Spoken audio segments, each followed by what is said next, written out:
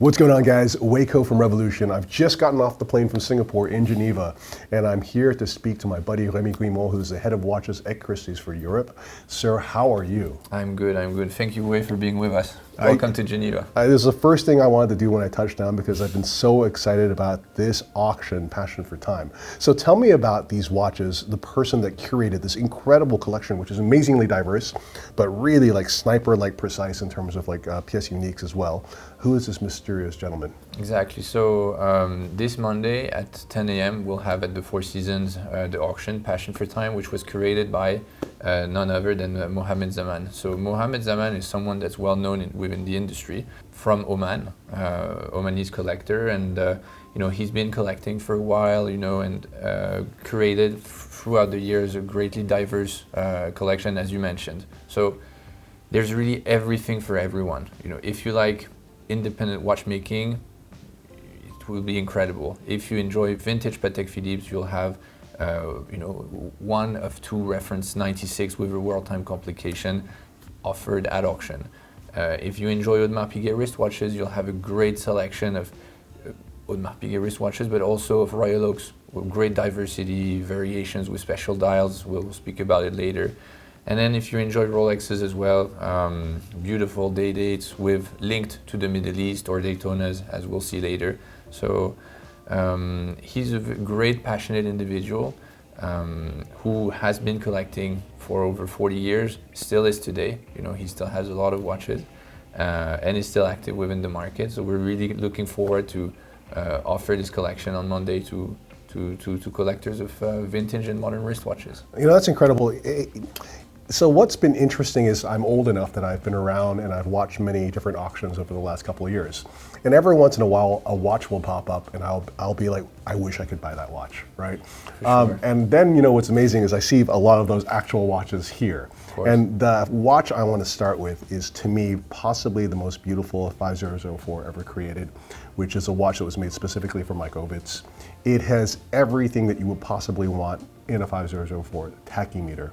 Applied Roman index number 12, right? Dot markers, and then on top of that, right? Luminous hands and a second set of applied luminous markers as well, which are so intelligently integrated into the seconds track. It's just a masterpiece of design. I mean, tell me about that watch. I completely agree. I think it's a contemporary wristwatch that really speaks, to collectors, and that also has a bright future. It really has all the ingredients that you mentioned. Also, I think the combination aesthetically, yellow gold with black dial, absolutely stunning. In terms of size, I think it's incredible dimensions. It has a lot of presence on the wrist as well. And collectors today, they really enjoy the 5004. It reminds them of what Patek Philippe was able to do. Yeah. Le Mania et Bosch as well. Mm-hmm. It's just something incredible. And then the condition, as you can observe, is also stunning. The watch is complete with all its accessories, so we're really excited. This watch is so emotionally evocative to me as well because this is a watch created by Philippe Dufour at the height of his powers, right? I mean, he's the first guy to take a Le Mania 2310 and make it into a split-second chronograph, right? And I remember sitting next to him during a lunch once, and I was like, tell me about that watch. I love the 5004, and he's like, when we got started, we realized how difficult it was going to be because it was never designed to have a split-second function. And one of the amazing innovations of Patek was to create a isolator mechanism, right, which is called the octopus. So when you flip the watch over, right, you see this beautiful skeletonized wheel that looks like an octopus as well, and that releases the return lever so that you have no underlying pressure on the heart cam that causes the watch to lose time, and you can leave it on as long as you want in split-second mode, which is insanely cool. Astonishing. This is probably one of the ultimate Pateks. For sure, and as you say, it's a Patek that was born between the encounter of two extremely, influent people, and to have a wristwatch like this today, it's in modern production, it would be a dream. Yeah. So it really represents something special for people who collect unique Patek Philippe. I have these conversations with my friends every once in a while, if you could sell everything that you own and buy one watch, what would it be? And I've mentioned this watch, this specific watch, this Mike Ovitz watch, multiple times. It is incredible. Amazing. So bravo on having this. Thank you. So let's go from there to a watch that is also, I guess, kind of a unicorn, right? It's the reference 96 HU, or HU for Universal for World Time. And it's really interesting because I guess everyone thinks of the iconic vintage Patek World Timers as the 1415 and the 2523. Exactly. Right? But before that, there was actually two prototypes made in reference 96 cases. One of them is in the Patek Philippe Museum. That's it. And the other one's on this tray here. Exactly. Remi, how did you get this? And tell me about this, man. Well, it's a watch that was formerly in the collection of Jean-Claude Biver. Right.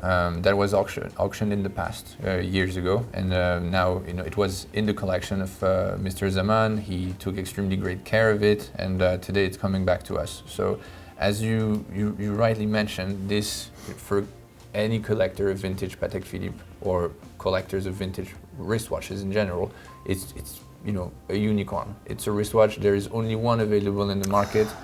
If you are interested in World Time complications, this is it really, and it represents. It was made at a time as well where international travel wasn't just that common. No. So to have a World Time complication in a reference 96 for just any watch buyer at the time, it just represents something incredible. Wow. So imagine the kind of person that you would need to be, to acquire that wristwatch at the time from Patek Philippe. It's truly something incredible and of great rarity. That is just absolutely remarkable. And it's interesting because there's two pieces of this watch that were created, both really pretty much prototypes, right? I think it was the first use of, or actually, no, there was actually a tonneau-shaped watch that they made as well. Yes. But then this was the first real use of Louis Cote's system as well, which you have, of course, the city disc, but it doesn't move in these watches because it's before they created the shifting bezel on the 1415 and, of course, the double crown system for the 2523. But it's such an important watch from a historical perspective. And as there's two pieces, I actually went to go check out the other one, which is in the Patek Museum. I think this one's even prettier, actually. Yeah, the beautiful thing is that it's completely honest, right, in the way it's preserved. So I think it speaks to many, and that's what actually people want. They want an honest wristwatch that has its patina, but that's also in a great condition and very appealing. Such a cool watch, and guys, I mean, reference 96 is such an important watch for Patek Philippe. It was created in 1932, which is the same year that the Stern family took over the company. It was done in time only, complete calendar versions, and only two examples with Universal. And wow, whoever you are that wins this watch, chapeau, because it's something truly remarkable. So, you'd mentioned that Mohammed Zaman is from Oman. Yes. So perhaps we should talk about this wonderful watch with a khanjar on it, the 6265. Definitely. Fresh to market, am I correct? It's the first time that we offer it at auction at Christie's. Wow, okay. And to have a Daytona wristwatch, reference 6265 in yellow gold with gilt dial, it's a beautiful, iconic wristwatch. But when you have the khanjar at 12, it takes another level of importance. So again, for collectors of Rolex vintage watches, it's something different, and it goes back also to an era where, so many watches were made, for important personalities within the Middle East, and this is the perfect link between Rolex and the Sultan the Sultan Qaboos, of Oman, and then you can go as well. And think about the fact that many of these timepieces were retailed by Asprey. Yes. There were no retailers in Oman at the time that were able to reach to this incredible clientele, right? So people would go to London and to order through Asprey. So again, an incredible wristwatch that represents a very important time for Rolex, and we have to thank the Sultan in some way, because thanks to him, there's just has been incredible creations, and he has given Rolex the opportunity to make beautiful timepieces that are today highly collectible due to their variants. That's absolutely incredible. And am I correct that there's 5 known pieces of 6265s with khanjars on them?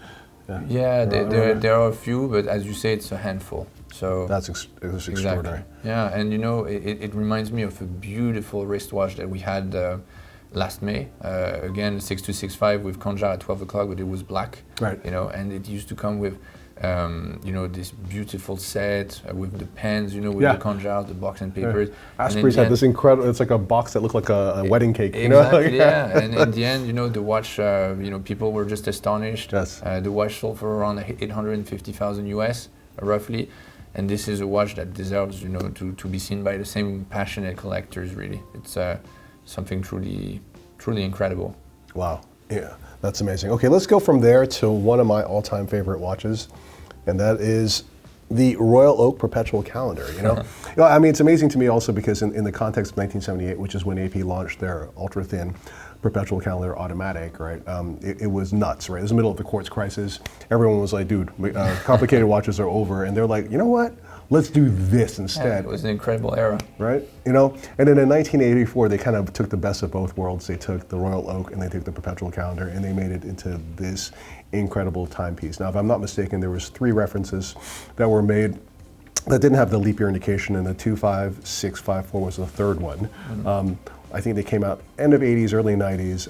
If I'm not mistaken, I did a bit of research. I basically read this article I wrote myself many years ago. So I believe there's 422 yellow gold ones, 272 steel ones, 33 platinum ones, 1 white gold one, and then 72 two-tone ones. But of all of those watches, and actually of all of the non-leap year Royal Oak perpetual calendars, which numbers 1,630, there's only one with this dial. Exactly. That's crazy, dude. Yeah. Like, how did he get this? I mean, what is this story of this watch? It's a watch that was initially, before finding its way to Mr. Zaman, you know, in the hands of a collector. And the wristwatch was, you know, analyzed by Audemars Piguet, certified as well. So, you know, it's just amazing that we were able to find this timepiece with this specific green enamelish, you know, looking dial. It's so good. Exactly. And the combination as well is something that is truly incredible. It's so funny. It feels like it was launched like this year. You know, exactly. It's so it's very dynamic. Yeah, exactly. Yeah. And I love the inclusion of the diamond indexes as well. I mean, Yes. and I have to say, this is what's so interesting about Mr. Zaman's choices is that, you know, he's in APs, he's into Rolexes, vintage Rolexes, some incredible Pateks, but he's very targeted in terms of getting pieces that are so special. Yes, right? yes. And as you mentioned, he's an incredibly passionate individual, but at the same time, he has taste, you know, and he's very precise in what he's looking for. He's not looking, you know, to buy volume. Right. He really targets wristwatches and then, you know, decides to go for what is specific. Of all the watches that we discuss and that we will discuss, they each have, you know, their specificities, and even if they are some watches, you know, like the George Daniels that we'll speak shortly later, you know, there are 4 that have been made, you know, by you know, George Daniels and Roger Smith. Is the number 0. That's incredible. You know? So, and same for this. It's the only known with this beautiful green dial. Okay, so, you know, we've talked about Rolex, 2 Pateks, and AP, which I kind of would imagine these are the high reference brands, right? Like these are the maisons that are the establishment.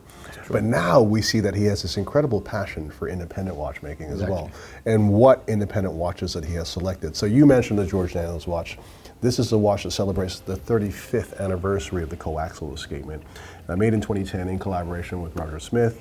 And interesting that they're using Roger Smith's version of the coaxial, which uses a single escape wheel as opposed to 2 escape wheels, but you know, obviously sanctioned by George Daniels. He actually said by making it in one piece, it gives you much more ability to make it precise. And all original English-made caliber, a handmade watch from the Isle of Man. I mean, tell me about this, man. Yeah, it's you know, you made an incredible description and introduction of the wristwatch, made by Roger Smith and George Daniels, 2 of the most highly acclaimed and celebrated watchmakers of you know, British history.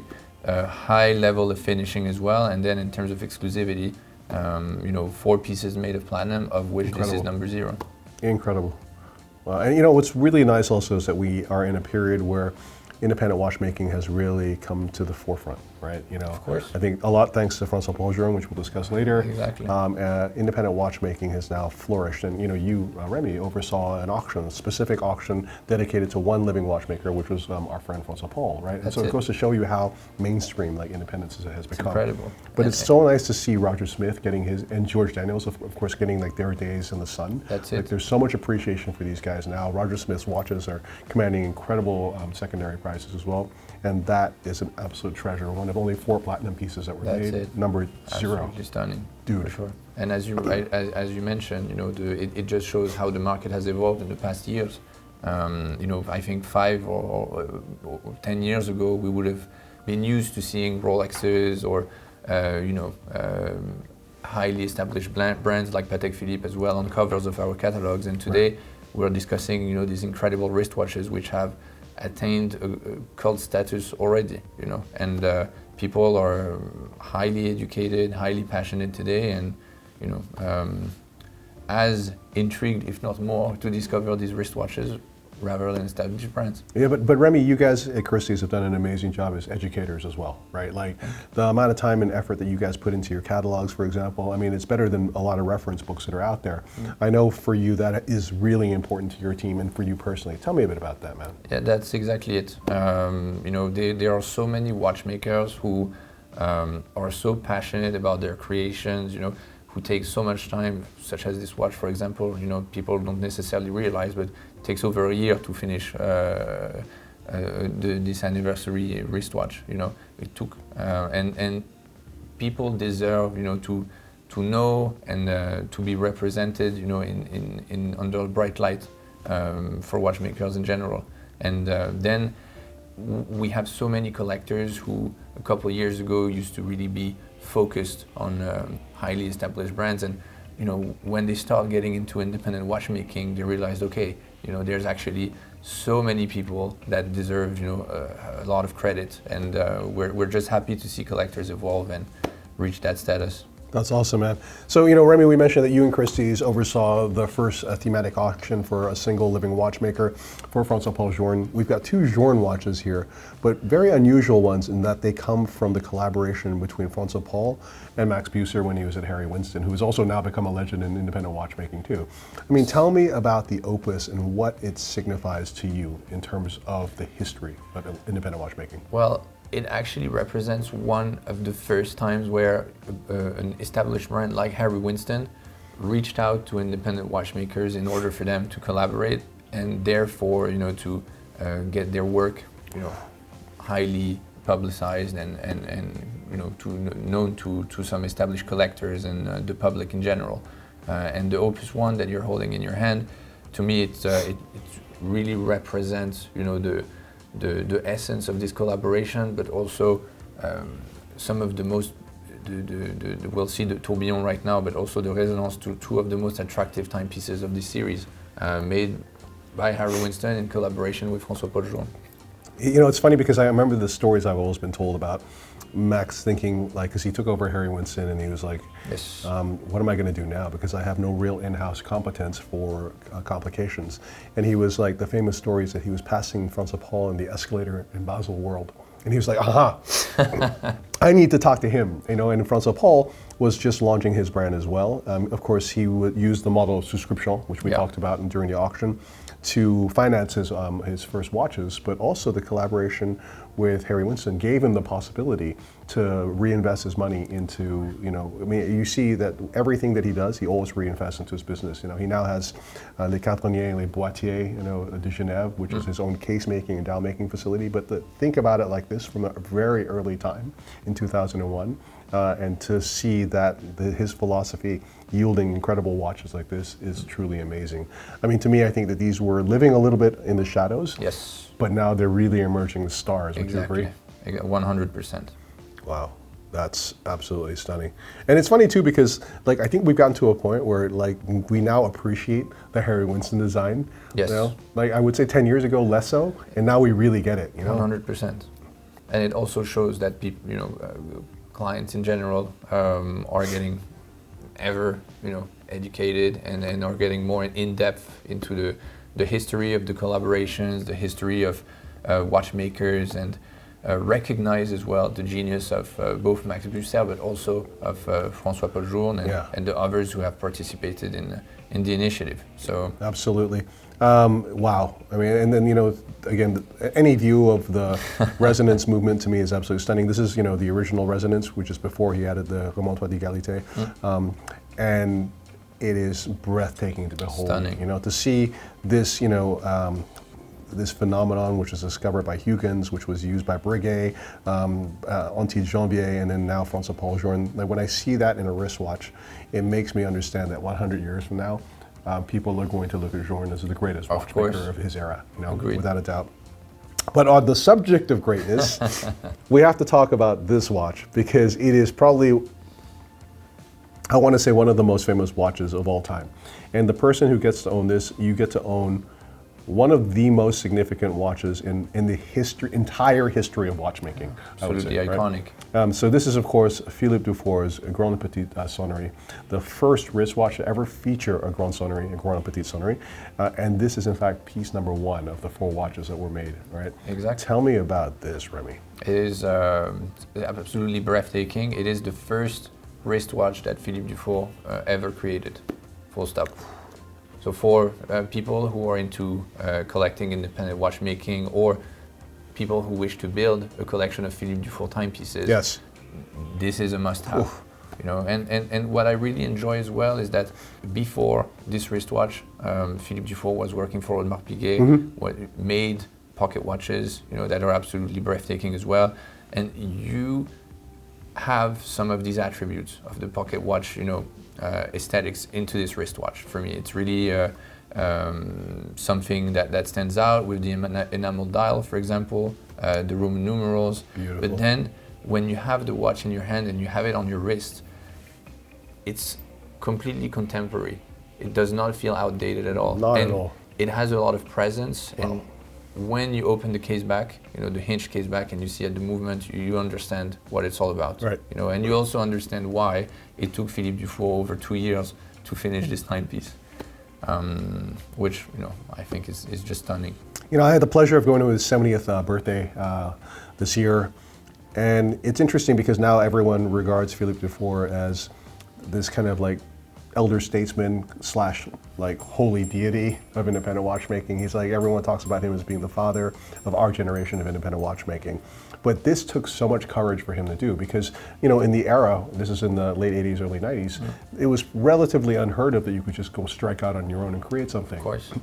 He had made these wonderful Grande Petite Sonnerie pocket watches for Audemars Piguet, but then to have the courage to miniaturize that into the world's first wristwatch with that function was nuts. And, you know, now you see his success, but, you know, back then he struggled, right? I mean, he told me he mortgaged his house basically just so he could make these watches. And to have this in my hand, it resonates with so much power. And Remy, I have to congratulate you and Christie's, and of course Mr. Zaman, for curating the best watches in the world, educating people in the best way, and showcasing them in a very singular and really classy way. So thank you, sir. Thank you. Thank you very much, Wei. Pleasure.